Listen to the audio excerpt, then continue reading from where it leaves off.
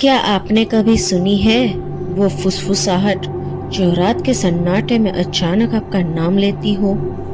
वो कदमों की आहट जो आपके पीठ पीछे चलती हो, लेकिन पलटने पर सिर्फ सन्नाटा मिलता हो? या वो ठंडी बर्फ जैसी सांस जो अचानक आपकी गर्दन को छू जाए? नमस्कार, आत्मकथा में आपका स्वागत है। यहाँ हम उन रूहों की दास्तां सुनाते हैं जो इस दुनिया को छोड़कर भी चैन नहीं पाती। आज का सफर गुजरात के सूरत से 21 किलोमीटर दूर दुमास बीच की ओर, जहाँ दिन में रेत सोने की तरह चमकते हैं, लेकिन रात होते ही वो काली पड़ जाती है। कहते हैं वहाँ रेत के नीचे से हाथ निकल आते हैं। दिल थाम लीजिए, क्योंकि ये कहानी सुनने के बाद समंदर की लहरें आपको कभी वैसी नहीं लगेगी। तो चलिए उतरते हैं उस काली रेत में। दुमास बीच दिन में पर्यटकों की हंसी से गूंजता है, लेकिन जैसे ही सूरज समंदर में डूबता है, यहाँ मौत का सन्नाटा उतर आता है। ये जगह सिर्फ एक बीच नहीं, बल्कि सदियों पुरानी कब्रिस्तान मानी जाती है। लोकल इतिहास के अनुसार पुर्तगाली काल में जब जहाज डूबते थे, तब लाशें बहकर जो यहाँ आती थी, उन्हें इसी रेत में दफन किया जाता था। 1947 के दंगों के समय भी कई ऐसे लोग थे जिनका अंतिम संस्कार कभी हो ही नहीं पाया। लोग कहते हैं दुमास की रेत काली इसलिए है क्योंकि इसके हर जर्रे में इंसानी राख मिली हुई है। आज भी यहाँ की हवा में एक अजीब सी गंध रहती है, ना पूरी तरह समंदर की, ना पूरी तरह धुएं की, जैसे किसी की चिता अभी अभी बुझी हो।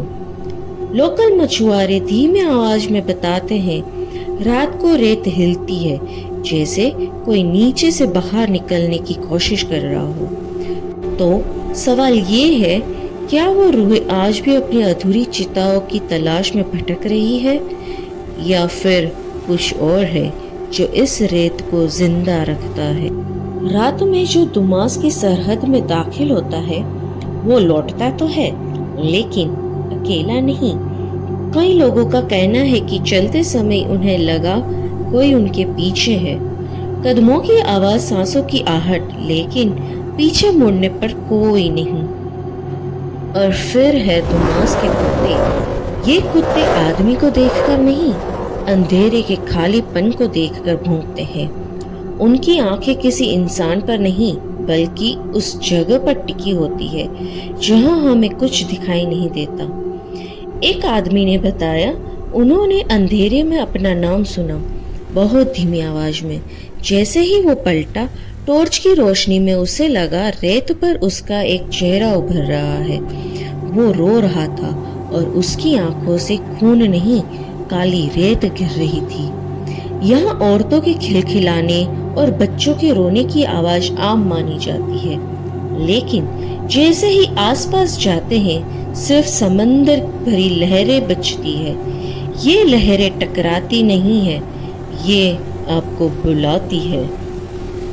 अब जो आप सुनने वाले हैं, वो दुमास से जुड़ी एक ऐसी घटना है जिसके नाम स्थानीय रिकॉर्ड्स में आज भी धुंधले हैं। इस कहानी में आने वाले सभी नाम परिवार की पहचान सुरक्षित रखने के लिए बदले गए हैं।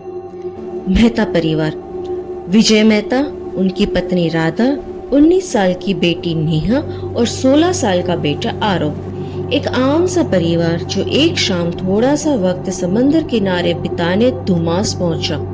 रात के करीब 10:30 बजे। बीच लगभग खाली था, हवा रुकी हुई थी, दूर कहीं कुत्तों के रोने की आवाज आ रही थी। विजय ने बेचैनी में कहा, अब काफी वक्त हो गया है, चलो निकलते हैं। और तभी आरव हल्का सा हंसा। पापा, किसी ने मेरा नाम लिया क्या? नेहा ने उसकी तरफ देखा। उसका चेहरा पल भर में बिल्कुल सफेद पड़ चुका था। आरव, ये आवाज मेरे पीछे से आई थी। अचानक बिना किसी हवा के कैंप की आग ऐसे बुझी जैसे किसी ने उंगलियों से उसे दबा दिया हो। अगले ही पल नेहा जोर से चीखती हुई जमीन पर गिर पड़ी। मम्मी, मेरे पैर, किसी ने मुझे पकड़ लिया है। विजय ने टॉर्च ऑन की और जो उसने देखा वो आज भी पुलिस रिपोर्ट में पूरी तरह लिखा नहीं गया। रेत के अंदर से धीरे धीरे दो हाथ बाहर निकल रहे थे। हाथ काले नहीं थे, वो सड़े हुए थे। उंगलियों पर नाखून नहीं बल्कि मिट्टी और मांस का गारा चिपका था। वो हाथ नेहा के टखनों में घस चुके थे। राधा ने चीखते हुए नेहा को खींचा, लेकिन वो हाथ इंसानी ताकत से कहीं ज्यादा मजबूत थे। रेत अब रेत नहीं रही, वो गीली, ठंडी और जिंदा लग रही थी। एक झटके में नेहा का शरीर नीचे की तरफ खींचा। उसकी उंगलियां माँ की हथेली से फिसल गई और अगले ही पल नेहा रेत के अंदर गायब थी। कोई गड्ढा नहीं, कोई निशान नहीं, सिर्फ उसकी चप्पलें और रेत पर घसीटने के लंबे निशान। विजय की चीख लहरों में डूब सी गई। वो बदहवास होकर कार की तरफ भागा और उसके पीछे आरव भागा।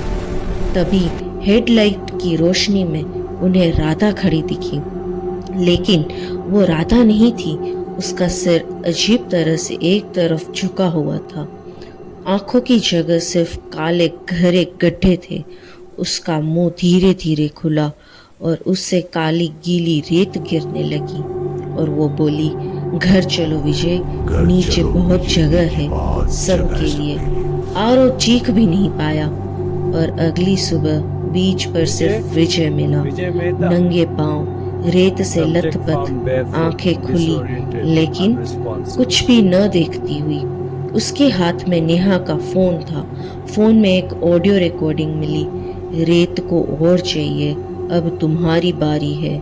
जांच में रेत पर मिले निशान नेहा के डीएनए से मेल खाते थे, लेकिन राधा, नेहा और आरव आज तक दुमास की रेत से वापस नहीं आए। दुमास प्रशासन आज भी रात 8 बजे के बाद बीच बंद रखने की चेतावनी देता है, लेकिन डर से ज्यादा इंसान को जिज्ञासा खींचती है। तो सवाल बस एक है, अगर आप कभी दुमास बीच जाए और अंधेरे में कोई आपका नाम ले, तो क्या आप पीछे मुड़ेंगे? अगर ये वीडियो आपकी रूह तक उतर गई हो तो वीडियो को लाइक करें, शेयर करें और हमारे चैनल आत्मकथा को सब्सक्राइब जरूर कीजिए। अगली बार हम फिर मिलेंगे एक और शापित जगह के साथ। शुभ रात्रि। अगर आप सो सके तो